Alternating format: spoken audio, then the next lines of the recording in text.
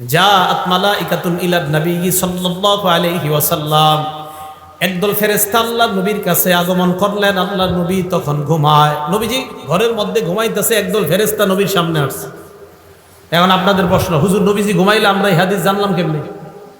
নবী তো ঘুমাই রয়েছে, তো ফেরেশতা যে আসছে নবী এই কথা আমগরে কেমনে জানাইলেন? পুরো হাদিস শুনলে বুঝতে পারবেন।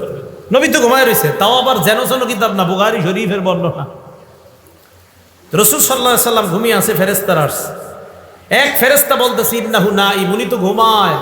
আরেক ফেরেশতা কয় ইন্নাল আইনা নাঈমা ওয়াল কলবা ইয়াকযান, ওনার চোখ ঘুমায়, অন্তর ঘুমায় না। ওনার চোখ ঘুমায়, তাহলে বুঝাইছে হাদিস কিভাবে জানছি আমরা? ওনার তো অন্তর ঘুমায় না, চোখ ঘুমায়। এই জন্য যদি কেউ আজকে সকালে কোন একটা কিতাবের মধ্যে পড়েন নবীজি সাল্লাল্লাহু আলাইহি সাল্লাম ঘুম থেকে উঠেই ওযু ছাড়া নামাজ পড়ছে, আমিও পড়বো, এটা পাবেন হাদিসে, সহিহ হাদিসের মধ্যে পাবেন যে নবী সাল্লাল্লাহু আলাইহি সাল্লাম ঘুম থেকে উঠছে, উঠা ওযু ছাড়া নামাজ পড়ছে, এটা সহিহ হাদিসে পাবেন।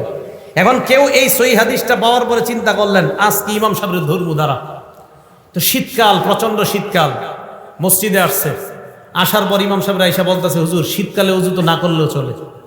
তো হুজুরকে কেন? আজকে হাদিসে পাইলাম নবীজি সাল্লাল্লাহু আলাইহি সাল্লাম ঘুম থেকে উঠা, লাগবে না, কিচ্ছু লাগবে না, চুপচাপ থাকেন, নবীজি সাল্লাল্লাহু আলাইহি সাল্লাম ঘুম থেকে উঠা ওযু ছাড়া নামাজ পড়ছে, তাই শীতকালে একটু ওযু না করলে কি হয়?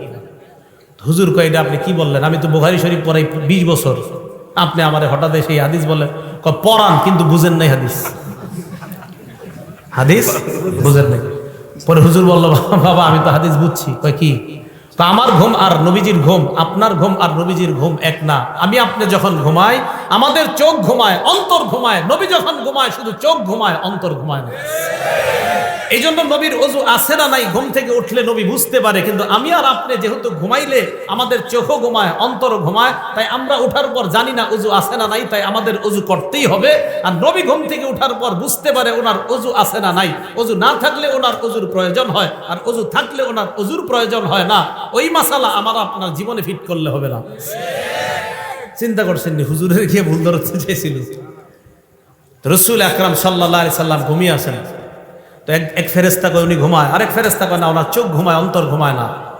ফেরেশতারা বললেন ইদরিবু লাহু মাসালা ইন্না লিসাহিবিকুম হাযা মাসালান ফাদরিবু লাহু মাসালা, যেই নবী ঘুমায় তার একটা দৃষ্টান্ত আছে, তার দৃষ্টান্ত তোমরা বর্ণনা দাও। ফেরেশতাদের মধ্যে একজন বললেন তিনি তো ঘুমায়, আরেক ফেরেশতা কয় তিনি ঘুমায় না, তার চোখ ঘুমায়, তার অন্তর ঘুমায় না। এবার তারা দৃষ্টান্তটা বর্ণনা দিয়েছেন, এই দৃষ্টান্তটা সবার মুখস্থ করা লাগবে, আপনারা মুখস্থ করবেন। আগামীকাল চা স্টলে বৈশা গীবত শেখায়ত না কইরা এই দৃষ্টান্ত একজন আরেকজনে বলবেন, পারবেন তো ইনশাআল্লাহ? দাওয়াত ও তাবলীগে যারা গাছতের আদব বলেন, এই আপনি গাছতের আদব এটা বলবেন। দেখেন নবী সাল্লাল্লাহু আলাইহি সাল্লাম কি বলে, মাসালুহু কামাসালি রাজুল, আল্লাহ নবীর দৃষ্টান্ত হলো এমন এক ব্যক্তির মতো, বানাদারা, যে ব্যক্তি একটা ঘর বানিয়েছেন, ওয়াজালা ফিহা মাদুবা, ঘরের মধ্যে একটা দস্তরখান বিছিয়েছেন, দস্তরখানের মধ্যে সুস্বাদু রং বেরঙের খাবার। ওয়া বা'সা দাইয়ান, একজন আহ্বানকারীকে বাহিরে পাঠাইছে, যাও রাস্তাঘাটে যাদেরকে পাইবা তাদেরকে দাওয়াত দেওয়ার বলবা এই ঘরের মধ্যে যারা আসবে তারা সুস্বাদু খাবার খেতে পারবে। ফামান আজাবাদ দাইয়া দাখালাদ দার ওয়া আকালা মিনাল মাদুবা, তো একজন আয়েশা বলছে ভাইও অমুক ঘরে সুন্দর দস্তরখান আছে, আপনারা আসেন যারা যারা খাবেন। একদল তার কথা সত্য মনে করছে, করার পর ঘরে গেছে, সত্যি সত্যি দস্তরখানের সুস্বাদু খাবার খাইছে। অমাল্লাম ইউজিবিদ দাইয়া, আরেকদল তার কথার সাড়া দেয় নাই, ওয়ালাম ইয়াকুলিদ দার, ঘরের মধ্যেও ঢুকে নাই, ওয়ালাম ইয়াদখুলিদ দার, ঘরের মধ্যেও প্রবেশ করে নাই, ওয়ালাম ইয়াকুল মিনাল মাদুবা, দস্তরখানের খাবারও খায় নাই। তাহলে যিনি ঘোষণা দিছে তার কথা বিশ্বাস করার ক্ষেত্রে দুই দল, একদল বিশ্বাস করছে, ঘরে গেছে, দস্তরখানের খাবার খাইছে, আরেক দল বিশ্বাস করে নাই, ঘরেও যায় নাই, দস্তরখানের খাবারও খায় নাই। এই কথা ফেরেশতা একদল আরেক দলের সাথে বলা বলি করে, আমার নবী ঘুমায় আছে, তবে নবীর চোখ ঘুমাইতেছে, অন্তর দ্বারা সব উপলব্ধি করতেছে। এই কথা বলার পর ফেরেশতারা বললেন আউযিলুহা লাহু, এটার ব্যাখ্যা দিয়ে দাও, এই যে কথাটা বললাম এটার ব্যাখ্যা দাও। এবার ফেরেশতারা ব্যাখ্যা দিতে লাগলেন, ফাদ্দার আল জান্নাহ, ঘরের দৃষ্টান্ত হলো আল্লাহর জান্নাত, দস্তরখানের দৃষ্টান্ত হলো সুস্বাদু খাবার। জান্নাত যিনি বানিয়েছেন তিনি হলেন আল্লাহ, আল্লাহ জান্নাত বানাইলেন, দস্তরখান বিছাইলেন, একজন আহ্বানকারী পাঠাইলেন। এই আহ্বানকারী অন্য কেউ নয়, এই আহ্বানকারী হলেন যিনি ঘুমিয়ে আছেন, মুহাম্মদ সাল্লাল্লাহু আলাইহি ওয়াসাল্লাম। তাহলে মুহাম্মদ সাল্লাল্লাহু আলাইহি ওয়াসাল্লাম আমাকে আপনাকে ডাকতেছে ওই ঘরের দিকে, ওই দস্তরখানের দিকে। নবীর কথা মানার ক্ষেত্রে আমাদের মধ্যে দুই দল। এক দল কথা বিশ্বাস করে ঘরের মধ্যে যায়, এর মানে যারা নবীর কথা মানবে তারা আল্লাহর জান্নাতের মেহমান, তাহলে তারা জান্নাতের মেহমান হবে। শেষে কি বলে দেখেন, ফামান আতা মুহাম্মাদান সাল্লাল্লাহু আলাইহি ওয়াসাল্লাম, যারা আল্লাহর নবীর কথা মেনে নেয় তারা আল্লাহর অনুসারী হয়ে যায়। ওমান আসা মুহাম্মাদান সাল্লাল্লাহু আলাইহি ওয়াসাল্লাম, যারা নবীর কথা না মানে তারা আল্লাহর নাফরমান বান্দা হয়ে যায়।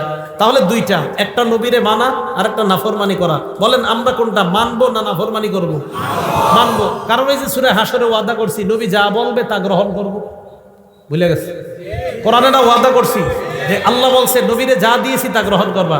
আমি গুরুত্বপূর্ণ একটা কথা বলার জন্য শুধু এগুলো বুঝাইতেছি যে আল্লাহ বলছে আমি যা দিয়েছি নবীরে তা গ্রহণ করো, আর আমরাও নবীর থেকে জানলাম হ্যাঁ নবী আপনি আমাদেরকে যা দিবেন আমরা অঙ্গীকারাবদ্ধ গ্রহণ করব। সাহাবা উবাদা ইবনে সামিত রাদিয়াল্লাহু তাআলা আনহু কি বলেন দেখেন, নাসাই শরীফ হাদিস নাম্বার 4149 নাম্বার হাদিস। তিনি বলেন বায়া'নান নাবিয়্য সাল্লাল্লাহু আলাইহি ওয়াসাল্লাম আলাস সামঈ ওয়াত তাআ, আমরা নবীর হাতে হাত রেখে বায়াত হলাম আলাস সামঈ, নবীর কথা শুনবো, ওয়াত তাআ, নবীর কথা মানবো। বলেন নবীর কথা, নবীর কথা কেন সূরা হাশরে ওয়াদা করছি নবী যা বলবে তা গ্রহণ করব। এখন উবাদা ইবনে সামিত বলেন আমরা নবীর কাছে বায়াত হলাম, নবীর কথা শুনবো, নবীর কথা মানবো।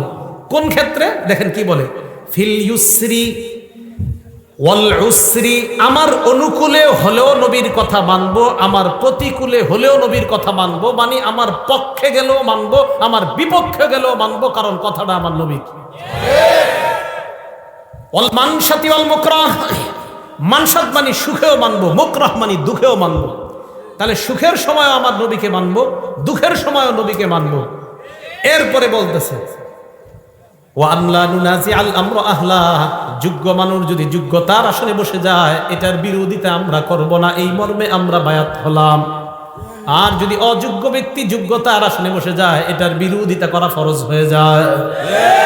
এটা এই মর্মে বায়াত হয়েছে সাহাবারা। আর কি ওয়ান্নাকুমা বিল হক্কি হাইসু লা নাখাফু ফিল্লাহি লাউমাতা লাইম, হক কথা বলতে কখনো আমরা কাউকে ভয় করব না, এই মর্মে নবীর কাছে আমরা বায়াত হলাম। তাহলে নবীর কাছে আমরা বায়াত হলাম, নবী যা বলবে তা শুনবো এবং মানবো। কেন? সূরা হাশরে আমরা ওয়াদা করলাম, আল্লাহ বলছেন আমার নবীকে যা দিলাম তোমরা তা গ্রহণ করো। এখন নবী আমাদেরকে কি নিষেধ করছে আর কি আদেশ করছে দেখেন তো একটু। নাসাই শরীফ হাদিস নাম্বার 4161 নাম্বার হাদিস। ক্বালা রাসূলুল্লাহ সাল্লাল্লাহু আলাইহি ওয়াসাল্লাম, আল্লাহ নবী বলেন বায়ুইনি আলা আল্লা তুশরিকু বিল্লাহি শাইআ, আমার কাছে তোমরা বায়াত হও তোমরা আল্লাহর সাথে শিরিক করবে না। তাহলে ওই যে আবার কোরআনে বলছে নবী যা বলবে তা মানবো, নবী বলছে শিরিক করা যাবে না, তাহলে শিরিক করা, শিরিক করা। সেজদা কাকে দিতে হয়? যদি মাজারে সেজদা দেওয়া হয় শিরিক। আর শিরিক বলেন মাজারে সেজদা দিলে সেজদা দিতে হয় কাকে? আল্লাহকে। আল্লাহ বলছে শিরিক করো না, নবীও বলছে শিরিক করো না, তো নবীর কথা কেন মানবো? আল্লাহ বলছে নবী যা দেয় এটা গ্রহণ করো। তাহলে এক নাম্বার শিরিক করো না, এই মর্মে বায়াত হও, তো আমরা বায়াত হলাম। ওয়ালা তাসরিকু, তোমরা চুরি করবে না, বায়াত হও। ওয়ালা তাজিনু, তোমরা ব্যভিচার করবে না, জিনা করবে না, বায়াত হও। জিনা কারে কয়? মানে আমাদের মাথায় একটা আইসা বলে যে জিনা মনে হয় ওইটা, না না, সহিহ বুখারী 6612 6612 নাম্বার হাদিস। ক্বালা রাসূলুল্লাহ সাল্লাল্লাহু আলাইহি ওয়াসাল্লাম ইন্নাল্লাহা কাতাবা আলা ইবনি আদম হাজ্জাহু মিনাজ জিনা আদরাকা যালিকা লা মাহালা, সমস্ত আদম সন্তান আমি আপনি আলেম জাহেল সবাইকে আল্লাহ জিনা নামক পরীক্ষা দ্বারা পরীক্ষা করবেন। এই পরীক্ষায় সময় পড়তে হবে ফাজিনাল লিসান আল মান্তিক, জবানের জিনা হলো কথা বলা। যেই নারীর সাথে দেখা দেওয়া হারাম, এই নারীর সাথে সরাসরি কথা বলাও হারাম। সরাসরি কথা বলা মোবাইলে, এটা আসতে হইলো কেন? যেই নারীর সাথে সরাসরি দেখা দেওয়া হারাম, এই নারীর সাথে সরাসরি কথা বলা মোবাইলে, হ্যাঁ জোরে বলেন, মোবাইলে। তাহলে জিনাল লিসান আল মান্তিক, মুখের জিনা হলো কথা বলা। ওয়াজিনাল আইনি আন নাজরু, চোখের জিনা হলো দেখা, চোখের জিনা দেখা। ওয়ান্নাফসু তামান্না ওয়া তাশতাহি, রং নাম্বারে একটা মেয়ের সাথে কথা বললেন, বলার পর বালিশে মাথা লাগিয়ে চিন্তা করতেছেন, না জানি মেয়েটা দেখতে কেমন। আল্লাহ নবী কয়, অন্তরের জিনা করলা। এটা অন্তরের জিনা। এটা কিসের জিনা? অন্তরের জিনা। তো এই জাতীয় জিনা মনে হয় পুরো এলাকায়, স্মার্টফোন তো চালানি না, এটা হওয়ারও সম্ভাবনা নাই। তাহলে রাসূল সাল্লাল্লাহু আলাইহি সাল্লাম বললেন, 1 নাম্বার শিরিক করবে না, 2 নাম্বার চুরি করবে না, 3 নাম্বার জিনা করবে না। তাহলে জিনা, এগুলাও জিনা। হেঁটে হেঁটে কোনো নারীর দিকে যাওয়া পায়ের জিনা, কোনো নারীর শরীর স্পর্শ করতে যাওয়া হাতের জিনা, চ্যাটিং করা কোনো নারীর সাথে মোবাইলে, এটাও হাতের জিনা। অবৈধভাবে কোনো নারীর সাথে চ্যাটিং করা অপ্রয়োজনীয়, এটা হাতের জিনা। কিসের জিনা? হাতের জিনা। হ্যাঁ, হাতের জিনা। এই জিনার মধ্যে লিপ্ত হওয়া যাবে না। এটা রাসূল সাল্লাল্লাহু আলাইহি ওয়াসাল্লাম সব ওয়াদাবদ্ধ। ওয়ালা তাকতুলু আওলাদাকুম, তোমরা তোমাদের সন্তান হত্যা করবে না। ওয়ালা তাতুনা বিবুহতান তাফতারুনাহু বাইনা আইদিকুম, নিজেরা বানিয়ে মিথ্যা কথা বলবে না। আপনারা অনেক কিছু বানিয়ে বলে ফেলেন, ইমাম সাহেবের নামে বলে ফেলেন, মুয়াজ্জিনের নামে বলে ফেলেন, এলাকার একটা ভালো মানুষের নামে একটা খারাপ কথা রটায়া দিলেন। এটা করা যাবে না। নবীজি বলছেন, ওয়ালা তাসুনি ফি মারুফ, নেক কাজে তোমরা আমার নাফরমানি করবা না। তাহলে রাসূল সাল্লাল্লাহু আলাইহি সাল্লামকে আল্লাহ যা দিয়েছেন এটা গ্রহণ করা, যা থেকে নিষেধ করেছেন এটা থেকে বিরত থাকা। এখন বলেন তো, রাসূল সাল্লাল্লাহু আলাইহি সাল্লাম আমাদেরকে কয়টা জিনিস দিয়ে গেছে? 2টা। প্রথমে বলছে সব নবীরা তার উম্মতকে 2টা বিষয় বলে, ভালো গুণগুলা জানায় দেয়, খারাপ জিনিসগুলা থেকে সতর্ক করে। এখন এই ভালো আর খারাপগুলো আমরা পামু কই? বলেন, যেই জিনিসের মধ্যে পামু এই জিনিসের নাম বলেন কোরআন সুন্নাহ। বলেন কোরআন সুন্নাহ। এখন বলেন তো, নবীর যা কথা মানবো আমরা আর যা থেকে বিরত থাকবো, এটা কয় জায়গায় পাবো? 1 নাম্বার, 2 নাম্বার সুন্নাহ। মনে থাকবে তো? হ্যাঁ। ক্বালা রাসূলুল্লাহ সাল্লাল্লাহু আলাইহি ওয়াসাল্লাম, সহিহুত তারগিব একটা কিতাবের নাম, হাদিস নাম্বার 40। নবীজি বলেন, তারাকতু ফীকুম মা ইন ইতাসামতুম বিহি ফালান তাদিল্লু আবাদা। আমি তোমাদের কাছে 2টি জিনিস রেখে গেলাম, এই 2টি জিনিস যদি তোমরা আঁকড়ে ধরো কখনো তোমরা পথভ্রষ্ট হবে না। 1 নাম্বার কিতাব আল্লাহ, আল্লাহর কোরআন। 2 নাম্বার সুন্নাত রাসূলি, রাসূল সাল্লাল্লাহু আলাইহি ওয়াসাল্লামের সুন্নাত। বলেন, 1 নাম্বার আল্লাহর, 2 নাম্বার রাসূলের সুন্নাত। এখন এইগুলো আমি কেন বলতেছি? হ্যাঁ, বলার কারণ কি? বলার কারণটা হলো ইবনে মাজার 12 নাম্বার হাদিস। বলেন কিতাবটার নাম ইবনে মাজা। কোন কিতাব? হাদিস নাম্বার 12। নবীজি সাল্লাল্লাহু আলাইহি সাল্লাম বলেন, ইউশিকুর রাজুলু মুত্তাকিয়ান আলা আরিকাতি, এমন একটা জামানা আসবে যেই জামানায় মানুষ সিংহাসনের মধ্যে ভাব নিয়ে বসবে, সিংহাসনের ভাব নিয়ে বসা থাকবে। ইউহাদ্দাসু বিহাদিসিম মিন্নি, আমার হাদিস তার সামনে পেশ করা হবে। হাদিস পেশ করার পর ওই লোক বলবে, বাইনানা ওয়া বাইনাকুম কিতাবুল্লাহ, আমাদের মাঝে আল্লাহর কোরআন থাকতে হাদিসের কি প্রয়োজন? কোরআন থাকতে হাদিসের, এইটা বলার জন্য আমি এতগুলা কথা বলছি। নবীজি আমাদেরকে যা দিবে আমরা গ্রহণ করবো, ওয়াদা করছি। এখন হাদিস কে দিছে? আরে হাদিস কে দিছে? নবীজি। আমাদেরকে হাদিসগুলা কে দিয়েছেন? নবীজি। তো এই পণ্ডিতের সামনে হাদিস পেশ করলে বলে আমাদের মাঝে কোরআন আছে, কোরআন থাকতে হাদিসের কি প্রয়োজন? আর আমার নবী যখন নাকি বর্তমান জামানায় কেউ বলে কোরআন থাকতে হাদিসের কি প্রয়োজন, এই কথা বলার সাথে সাথে আমি আরিফ বিন হাবিবের ঈমান আরো বেড়ে যায় আমার নবীর কথার সত্যতার প্রতি। কারণ নবী 1500 বছর আগে বলছে, তোমার মতো মূর্খের যে আরিফ আর ঘটবে যে তুমি বলবা কোরআন থাকতে হাদিসের কি প্রয়োজন, তুমি যে এরকম আসবা দুনিয়াতে, এটা নবী 1500 বছর আগে জানায়া দিছে। তাই নবীর কথার প্রতি ঈমান আরো বাইরে গেছে। তো নবীজি বলেন, এমন একটা জামানা আসবে যেই জামানায় এইভাবে মানুষ বসা থাকবে, তার সামনে হাদিস পেশ করা হলে সে বলবে কোরআন থাকতে আবার হাদিসের কি প্রয়োজন, এই কথা বলবে। আর কি যুক্তি দিবে? ফামা ওয়াজাদনা ফীহি মিন হারামিন হারামনা, কোরআনে যেটা হারাম এটাই তো হারাম। ওয়ামা ওয়াজাদনা ফীহি মিন হালালিন ইস্তাহলালনা, কোরআনের হালালকে হালাল মানলাম। আচ্ছা বলেন তো, আমরা মুসলমানরা কোরআনের হারামকে হারাম মানি কিনা? কোরআনের হালালকে হালাল মানি কিনা? তো ওই লোক যুক্তি দিয়ে আপনারে বুঝাবে কোরআনের হারামকে হারাম মানি, কোরআনের হালালকে হালাল মানি, হাদিসের কি প্রয়োজন, এই যুক্তি আপনাকে দিবে। তখন আপনি পাল্টা প্রশ্ন করবেন, ভাই কোরআনের মধ্যে আছে রুকু করো, কোরআনের মধ্যে আছে সিজদা করো। ইয়া আইয়ুহাল্লাযীনা আমানুর কাউ, হে ঈমানদারগণ তোমরা রুকু করো, ওয়াসজুদু সিজদা করো। কোরআনের মধ্যে নাই 4 রাকাত যোহর করো, এটা কোরআনে। ফজর 2 রাকাত ফরজ, এটা কোরআনে নাই। আসর 4 রাকাত ফরজ, এটা কোরআনে নাই। মাগরিব 3 রাকাত ফরজ, এটা কোরআনে নাই। এশা 4 রাকাত ফরজ, এটা কোরআনে নাই। কোরআনে আছে নামাজ পড়ো, কোরআনে আছে রুকু করো, কোরআনে আছে সেজদা করো, হাদিসের মধ্যে আছে নামাজ এইভাবে পড়ো, হাদিসের মধ্যে আছে ফজর এইভাবে পড়ো। অতএব শুধু কোরআন আর শুধু হাদিস, একটা বাদ দিয়ে আরেকটা মানার নাম মুনাফিক মার্কা ইমানদার। তাহলে কোরআন হাদিস একটা বাদ দিয়ে আরেকটা না, উভয়টা। মাশাআল্লাহ, তো বুঝে আসছে। কোরআনে আছে রুকু করো, কিন্তু কিভাবে করবেন এটা কোরআনে নাই। কোরআনে আছে সেজদা করো, কিভাবে সেজদা করবেন এটা কোরআনে নেই, এটা হাদিসে আছে। তাহলে কোরআন হাদিস উভয়টা মানতে হবে। সূরা নিসা আছে ফানকিহু মা তাবা লাকুম মিনান নিসা, নারীদের মধ্য থেকে যাদেরকে পছন্দ হয় তাদেরকে বিয়ে করো, এটা কোরআনে আছে। সূরা নূরের মধ্যে আছে ওয়ানকিহুল আয়ামা, তোমাদের মধ্যে যারা বিবাহের করতে পারে না, যারা এখনো বিবাহ করে নাই, যাদের বিয়ে হয় নাই, নারী পুরুষ, তাদের বিয়ে করায়া দাও। সূরা নিসা আছে বিয়ে করো, সূরা নূরে আছে বিয়ে করাও। কিভাবে বিয়ে করাইবা এটা কোরআনে কোথাও লেখা নেই। এই যে দুইজন বসবে, বসার পরে একজনে ইজাব বলবে, আরেকজন কবুল বলবে, এত টাকা দেন মোহরের বাবদ তোমাকে প্রস্তাব করলাম, তুমি রাজি থাকলে কবুল বলো, এটা কোরআনে কোথাও লেখা নাই। কোরআনে আছে বিয়ে করো, কোরআন আছে বিয়ে করাও, হাদিসে আছে কিভাবে বিয়ে করাও। তাহলে কোরআন হাদিস না কোরআন হাদিস দুইটা, এই তো বুঝে আসছে আপনাদের। তাহলে একটা বাদ দিয়ে আরেকটা। তো নবীজি 1500 বছর আগে বলছে একটা দলের আবির্ভাব ঘটবে, তারা বলবে শুধু কোরআন মানলেই চলবে, হাদিস মানার কোনো দরকার নাই। তো রাসূল আকরাম সাল্লাল্লাহু আলাইহি সাল্লামের এই ব্যাপারে আল্লাহ কোরআনে বলছে নবী যা দিয়েছে এটা গ্রহণ করো। বলেন আমাদের নবী আমাদেরকে শুধু কোরআন দিছে না কোরআন সুন্নাহ দুইটা দিছে? মাশাআল্লাহ, এই বুঝে আসছে সবার।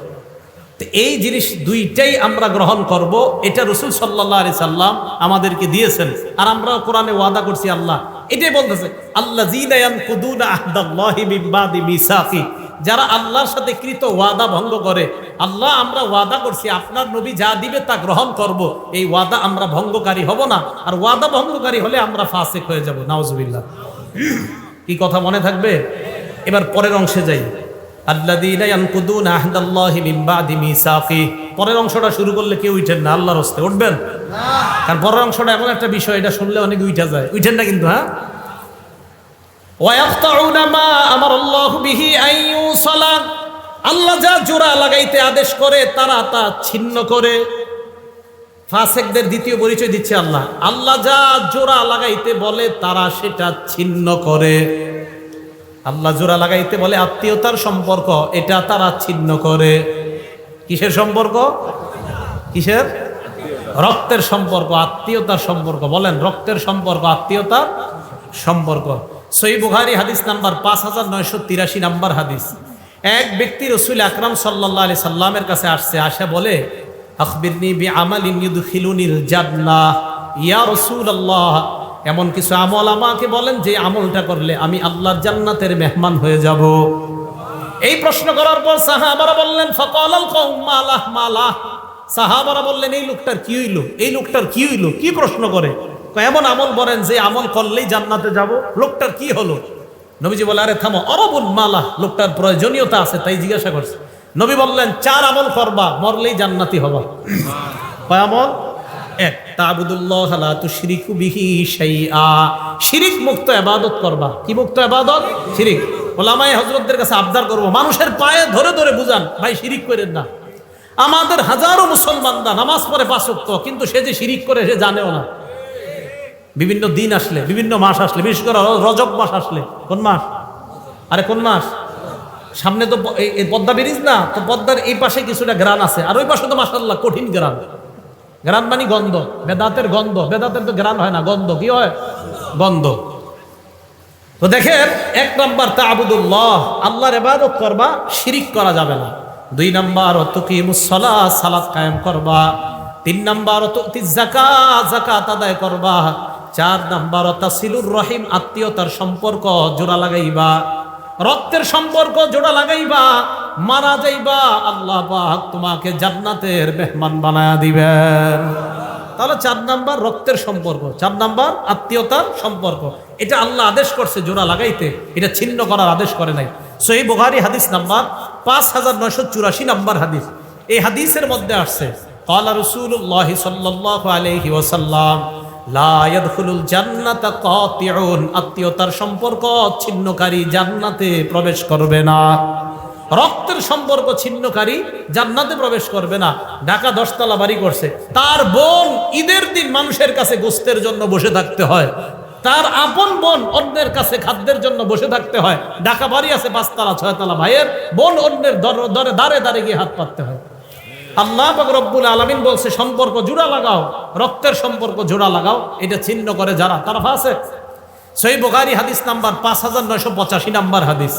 ক্বালা রাসূলুল্লাহ সাল্লাল্লাহু আলাইহি ওয়াসাল্লাম, আল্লাহ নবী বলেন, মান সাররাহু, যেই ব্যক্তি এটা পছন্দ করে, আইয়ুব সাতালাহু ফি রিজকিহি, কোন ব্যক্তি যদি চায় তার রিজিকের মধ্যে বরকত হোক।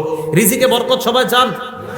2 নাম্বার, ওয়ায়ুনসালাহু ফি ইসরিহি বা আসরিহি, কেউ যদি চায় তার হায়াতে বরকত। বলেন কয় জিনিসে বরকত? রিজিকে, হায়াতে। বলেন রিজিকে। যদি এই 2 জিনিসে কেউ বরকত চায়, নবী বলেন ফালইয়াসিল রহিমা, সে যেন রক্তের সম্পর্ক জোড়া লাগায়, আল্লাহ তার রিজিকে এবং হায়াতে বরকত দান করবেন।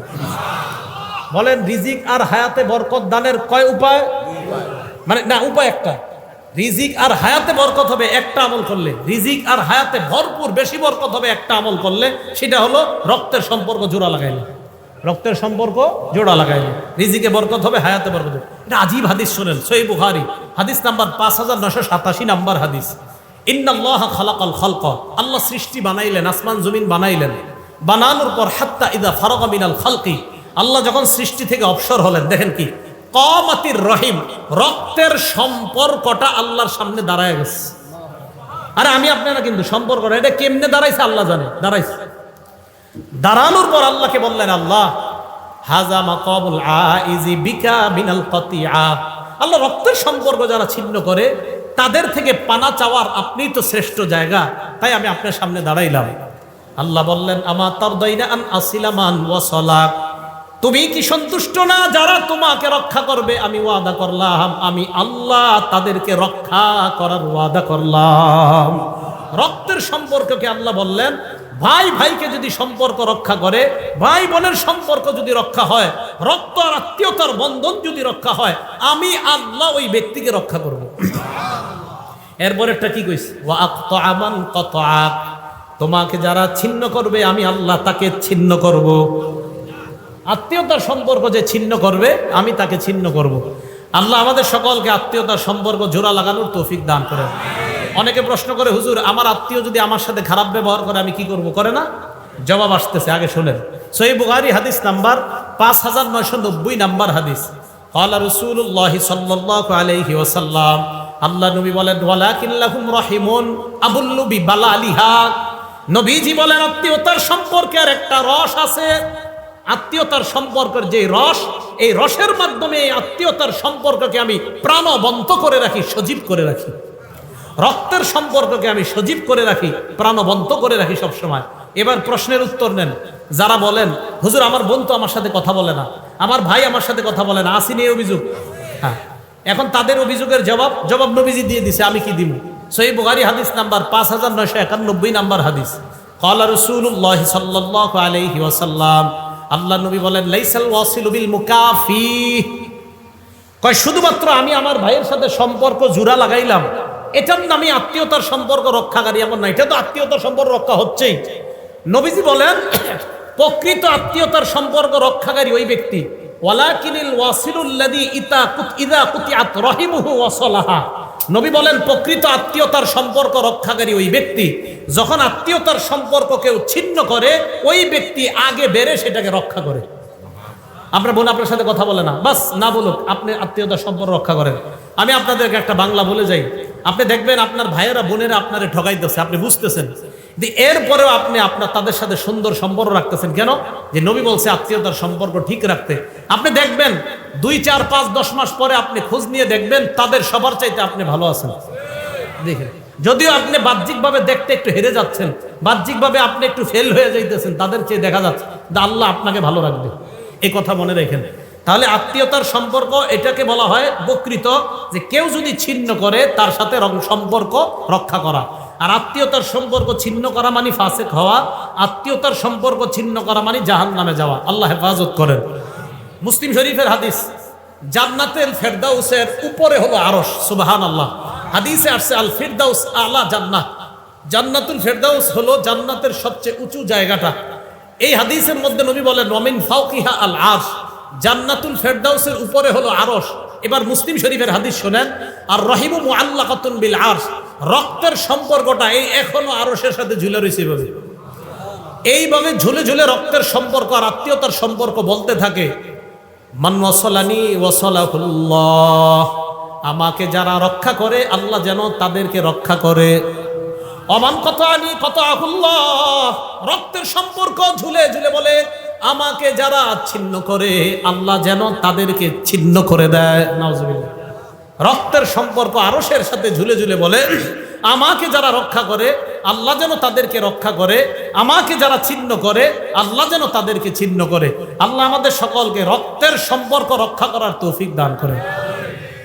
আবু দাউদ শরীফ হাদিস নাম্বার 4902 নাম্বার হাদিস, নবীজি সাল্লাল্লাহু আলাইহি সাল্লাম বলেন, মা মিন আজদারু আইয়ু আজ্জিলাল্লাহু লি সাহিবিহিল উকুবাতা ফিদ দুনিয়া ওয়া মা ইয়াদখিরু লাহু ফিল আখিরাহ মিসলুল বাগী ওয়া কাতিআতির রাহিম। রাসূল সাল্লাল্লাহু আলাইহি সাল্লাম বলেন, কোন অপরাধ এত ভয়ঙ্কর না, রক্তের সম্পর্ক ছিন্ন করা এত ভয়ঙ্কর অপরাধ, আত্মীয়তার সম্পর্ক ছিন্নকারীকে আল্লাহ দুনিয়াতে তো শাস্তি দিবেই, আখিরাতেও যে তার জন্য কি ভয়ঙ্কর শাস্তি আল্লাহ প্রস্তুত করে রাখছে, অন্য কোনো অপরাধের জন্য এত ভয়ঙ্কর শাস্তি রাখছে কিনা নবী বলে আমার জানা নাই। এই অপরাধের জন্য আল্লাহ যেই পরিমাণ শাস্তি আল্লাহ প্রস্তুত করে রাখছে। তাহলে আত্মীয়তার সম্পর্ক ছিন্নকারীকে দুনিয়াতেও শাস্তি দিবে, আখিরাতেও শাস্তি দিবে। আবু দাউদ শরীফের হাদিস। সহিহ বুখারী হাদিস নাম্বার 6138 নাম্বার হাদিস। বলেন আল্লাহরে বিশ্বাস করি কারা কারা? হাত উঠায় রাখেন, বিশ্বাস করি সবাই। তাহলে হাত উঠায় হাদিসটা শুনেন। ক্বালা রাসূলুল্লাহ সাল্লাল্লাহু আলাইহি ওয়াসাল্লাম, মান কানা ইউমিনু বিল্লাহি ওয়াল ইয়াউমিল আখির, রাসূল সাল্লাল্লাহু আলাইহি সাল্লাম বলে যে আল্লাহ বিশ্বাস করে, করি তো, এবং আখিরাত বিশ্বাস করে, করি, ফালইয়াসিল রহিমা, সে যেন আত্মীয়তার সম্পর্ক রক্ষা করে। হাত উঠায় রাখেন। আত্মীয়তার সম্পর্ক রক্ষা করা মানে আল্লাহরে বিশ্বাস করা, আত্মীয়তার সম্পর্ক রক্ষা করা মানে আখিরাত বিশ্বাস করা। তাহলে আমরা আল্লাহ মানি, আখিরাত মানি, তাহলে রক্তের সম্পর্ক ছিন্ন হয়ে থাকলে তার সাথে রক্তের সম্পর্ক জোড়া। আল্লাহ তৌফিক দান করেন। ভাই কথা বলে না, আপনি আগায় কথা বলবেন। বোন কথা বলে না, আপনি আগায় কথা বলবেন। আপন ভাই ভাইকে 40 বছর একজন আরেকজনের চেহারার দিকে তাকান, কত বড় ভয়ঙ্কর কথা। বাবা চাচার সাথে কথা বলে না দেখা ভাতিজাও চাচারে সালাম দেয় না। আরে এটা কেমন কথা? আপনার বাবা আর চাচার মধ্যে একটু দ্বন্দ্ব হয়েছে, এটা ভাই ভাইয়ের অভিমানের ব্যাপার। আপনি ভাতিজা চাচারে দেখলে সালাম না দিয়ে আরেক রাস্তায় কিভাবে যান? এটা কেন? এটা যেন না হয়। ইবনে মাজাহ 3251 নম্বর হাদিস। রাসূল আকরাম সাল্লাল্লাহু আলাইহি সাল্লাম বলেন, নিরাপদে কারা কারা জান্নাতে যাইতে চাও? নিরাপদে সবাই জান্নাতে যাইতে চাই? রাসূল আকরাম সাল্লাল্লাহু আলাইহি সাল্লাম বলেন, নিরাপদে যদি জান্নাতে চাইতে চাও কয়েকটা আমল করবা। ইয়া আইয়ুহান নাস আফশুস সালাম, হে মানুষ তোমরা সালাম দাও। ওয়া আতিমুত তাআম, তোমরা খাবার খাওয়াও। ওয়া সিলুল আরহাম, রক্তের সম্পর্ক রক্ষা করো। ওয়া সাল্লু বিল লাইলি ওয়ান নাসু নিয়াম, রাতের বেলা মানুষ যখন ঘুমায় তখন তাহাজ্জুদের নামাজ পড়ো। তাদখুলুল জান্নাতা বিসালাম, মরো আর নিরাপদে জান্নাতে প্রবেশ করো। সালাম দাও, 2 নাম্বার খাবার খাওয়াও, 3 নাম্বার আত্মীয়তার সম্পর্ক রক্ষা করো, 4 নাম্বার রাতের বেলা তাহাজ্জুদের সালাত পড়ো, নিরাপদে জান্নাতে প্রবেশ করো। কথা কি বুঝে আসছে সবার? তাহলে ফাসেক কারা? আল্লাযীনা ইয়ানকুদুনা আহদাল্লাহ, যারা আল্লাহর সাথে কৃত অঙ্গীকার ওয়াদাকে যারা ভঙ্গ করে। আর আল্লাহর ওয়াদা কি কি এই ব্যাপারে আমরা নবীজির বিস্তর অনেকগুলো আলোচনা করলাম।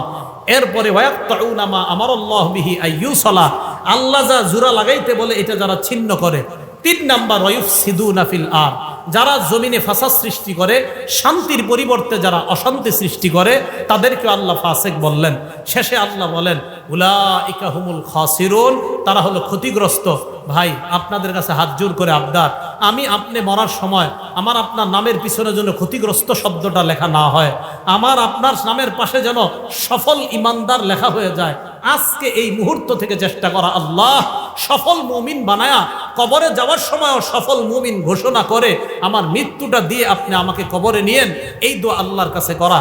আল্লাহ পাক রব্বুল আলামিন আমাদের সকলকে সূরা বাকারার এই আয়াতের যে শিক্ষা, 1 নাম্বার আল্লাহর ওয়াদা ভঙ্গ না করা, 2 নাম্বার রক্তের সম্পর্ক ছিন্ন না করা, 3 নাম্বার পৃথিবীতে অশান্তি সৃষ্টি না করা, এই অপরাধগুলো থেকে যেন বেঁচে থাকতে পারি আল্লাহ তৌফিক দান করেন। আমিন। ওয়া আখিরু দাওয়ানা আনিল হামদুলিল্লাহি রাব্বিল আলামিন।